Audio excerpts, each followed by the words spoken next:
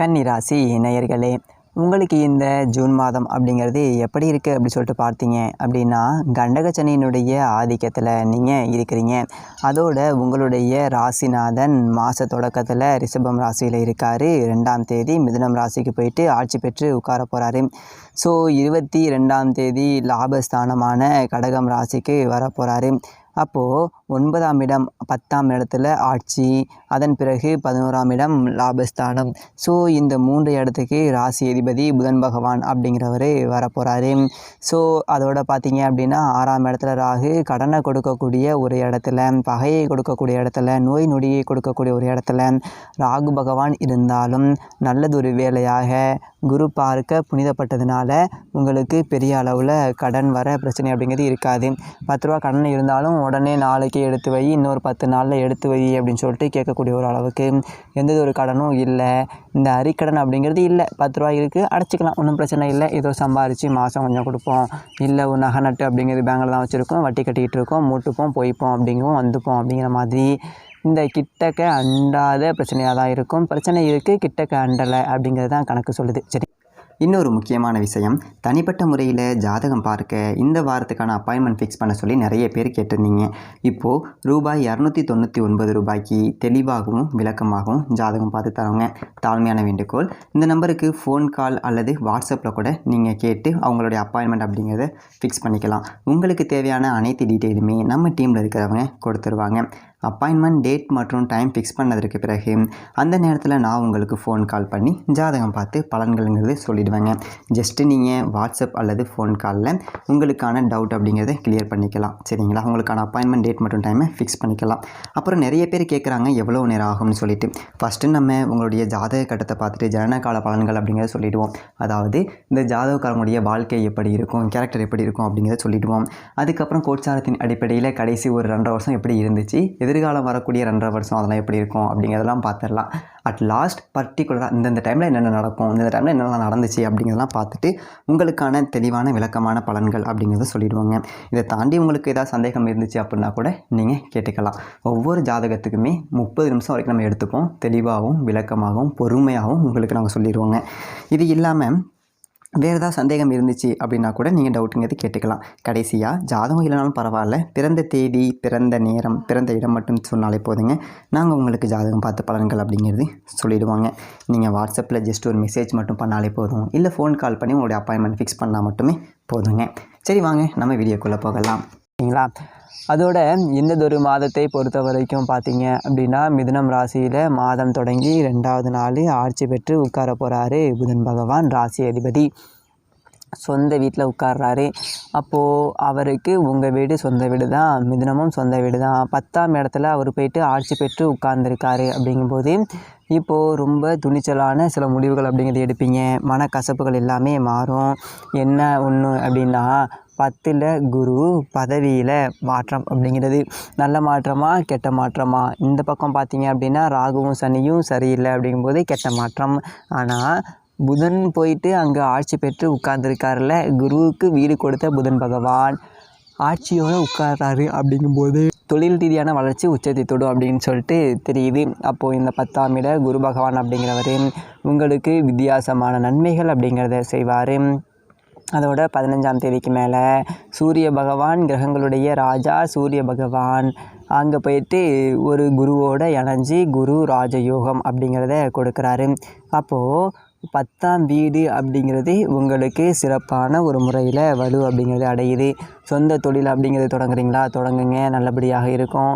என்ன கேட்டால் 100% அப்படிங்கிறது சொல்லுவேன். ஒரு இடத்துல வேலை செய்கிறேன் ஜோசியரே, எனக்கு ஒன்றும் பெருசாக வருமானம் அப்படிங்கிறது இல்லை, விசுவாசமாக தான் வேலை செய்கிறேன், ஆனால் சம்பளம் அப்படிங்கிறது கூடுதலாக கொடுக்க மாட்டேங்கிறாங்க, அர்ஜென்ட்டுக்கு ஒரு 2 நாள் லீவ் போட முடியலை, நிறைய குடும்பத்தில் நிறைய சுப நிகழ்ச்சிகள் அப்படிங்கிறது, சொந்த பந்தங்களுடைய முக்கியமான விசேஷங்களை கூட லீவ் கொடுக்க மாட்டேங்கிறாங்க. என்னோட நேரமும் என்னவோ தெரியலை, எங்கே ஓனருக்கு கொடுக்கலையோ அன்றைக்கி தான் வந்துட்டு அவங்க சொந்த பந்தத்துலேயும் விசேஷம் அப்படிங்கிறதா இருக்குது. அப்போ அவங்க அங்கே போகும்போது நானும் அங்கே இருக்க வேண்டிய ஆகி போயிடுது, எனக்கு லீவு கிடைக்க மாட்டேங்குது ஜோசியரே அப்படின்னு சொல்லிட்டு புலம்புறவங்க எல்லாமே சொந்த தொழில் அப்படிங்கிறது வந்துடலாம். எத்தனை நாளைக்கு தான் இன்னொருத்தவன்ட்ட முட்டி அடிச்சு இன்னொருத்தவனுக்கு சம்பாரித்து கொட்டிகிட்டு இருக்கிறது? நம்ம எவ்வளோ நாளைக்கு தான் நம்ம அப்படியே போகுது, நமக்கு நம்ம உழைப்போம் 10 ரூபா அப்படின்னு சொல்லிட்டு நினச்சி சொந்த தொழில் அப்படிங்கிறது தொடங்கணும் அப்படிங்கிற ஒரு எண்ணம் உள்ளவங்க தாராளமாக வெளியில் வரலாம். இந்த ஒரு மாதத்தில் இந்த மாதத்தில் தொடங்கக்கூடிய தொழில் வந்துட்டு உங்களுக்கு நிரந்தரமாகவும் இருக்கும், நல்லதொரு வருமானம் அப்படிங்கிறதையும் 10 ரூபா கூடுதலாக கொடுக்கும் அப்படிங்கிறது தான் கணக்கு சொல்லுது. அப்போது சொந்த தொழில் அப்படின்னு சொல்லிட்டு தொடங்கணும்னு நினைக்கக்கூடியவங்க தாராளமாக சொந்த தொழில் அப்படிங்கிறது தொடங்குங்க. எந்த விதமான ஒரு தப்பு அப்படிங்கிறதும் கிடையாது.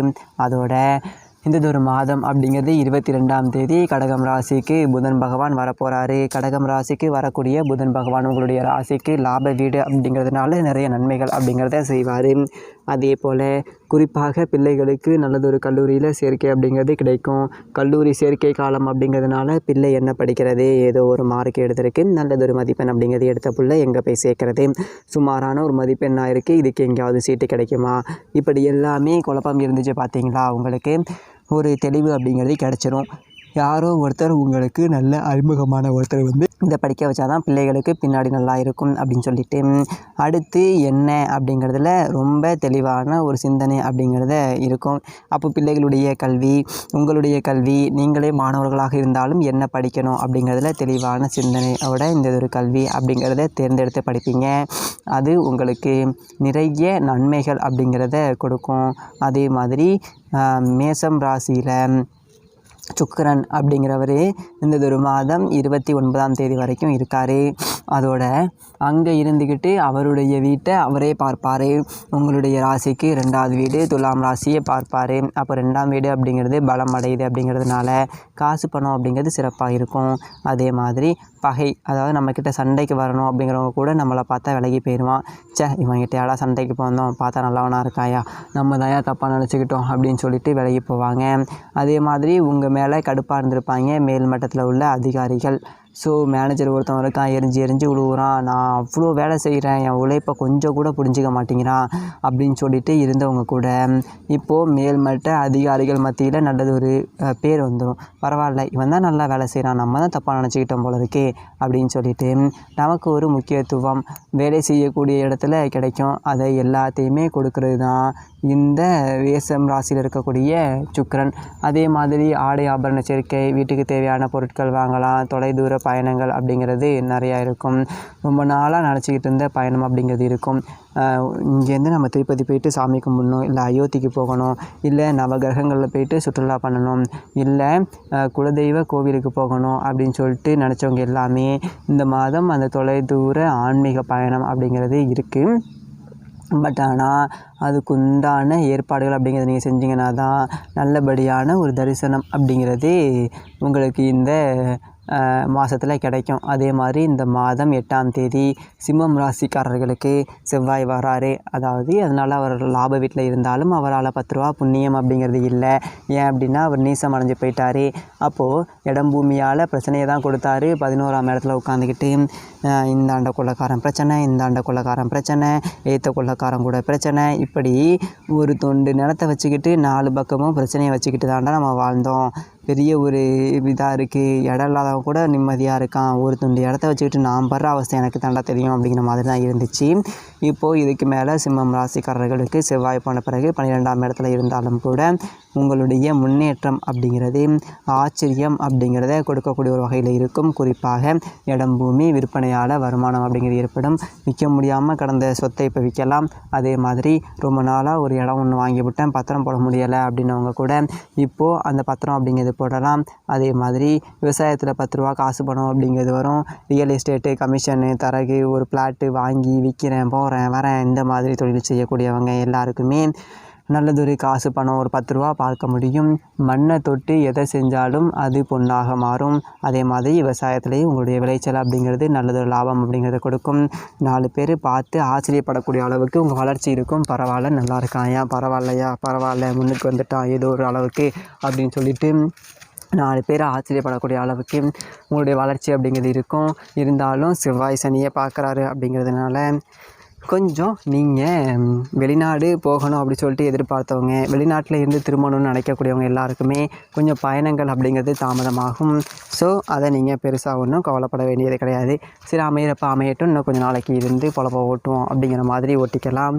அதே மாதிரி கை நழுவி போகிறதுக்கு சில ஒப்பந்தங்கள் அப்படிங்கிறதுக்கு வாய்ப்புகள் இருக்குது. ஒரு திரைத்துறையில் இருக்கேன் அப்படின்னா ஒரு வாய்ப்பு வருது அப்படின்னா டக்குன்னு அதை நம்ம பிடிச்சிக்கணும். அதே மாதிரி யாராக இருந்தாலும் சரி, இந்த செல்ஃபோனெல்லாம் சுவிட்ச் ஆஃப் பண்ணி வைக்கக்கூடாது. இந்த ஒரு மாதத்தில் ஏதாவது நமக்கு ஒரு நல்லதொரு செய்தி வர வேண்டியது இருக்கும், நம்ம சுவிட்ச் ஆஃப் அப்படிங்கிறதுனால அது வராமலே போயிடும். நமக்கு ஒரு காரியம் ஆக வேண்டியது இருக்கும், ஒருத்தன் வந்துட்டு நமக்கு செஞ்சு தரேன் அப்படின்னு சொல்லிட்டு போயிருந்திருப்பான், நாம் அந்த நேரத்தில் இருக்க மாட்டோம், அப்போ நடக்காமல் போயிடும். அதனால் கூடுமான வரைக்கும் தொடர்புலேயே தான் இருக்கணும். யார் ஃபோன் அடித்தாலும் எடுத்து பேசுகிறது அப்படிங்கிறது தான் இந்த ஒரு மாதத்தில் உங்களுக்கு நன்மை அப்படிங்கிறது பயக்கும். அந்த ஒரு வகையில் இந்த குரு ராஜயோகம் அப்படிங்கிறது உங்களுக்கு அற்புதமான பலன்கள் அப்படிங்கிறதை கொடுக்கக்கூடிய ஒரு மாதமாக இருக்கும். கன்னி ராசிக்காரர்களுக்கு எல்லாம் நல்லதாக அமையும். நன்றி, வணக்கம்.